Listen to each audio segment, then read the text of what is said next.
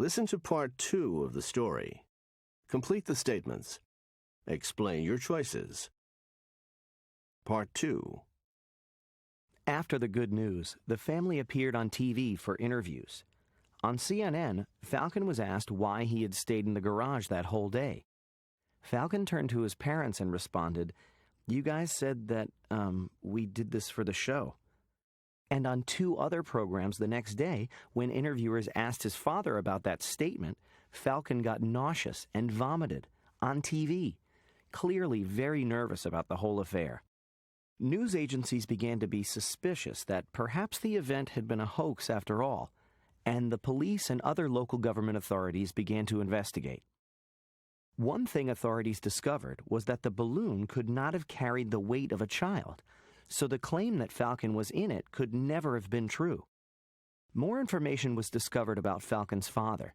He was a storm chaser, a UFO researcher, and thought of himself as a part-time scientist. He had designed the balloon as an experimental model for an alternative type of transportation. He had a strong interest in mysteries and conspiracies. He was also a part-time actor who regularly proposed ideas for new TV shows.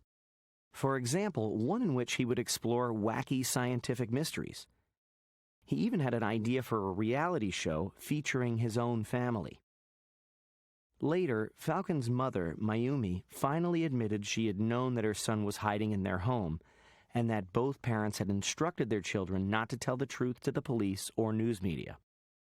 Police finally determined that the event had actually been nothing more than a publicity stunt. Richard Heen thought it would help get his family on TV for that reality show. Early estimates placed the cost of the rescue attempt at about $2 million. In the end, Falcon's parents agreed to repay $36,000. In addition, Richard Heen spent 90 days in prison, was required to do 100 hours of community service, and had to write a formal apology to the police. Mayumi Heen spent 20 days in prison. The Heens finally sold the balloon for $2,500 and donated that money to victims of the 2011 earthquake and tsunami in Japan.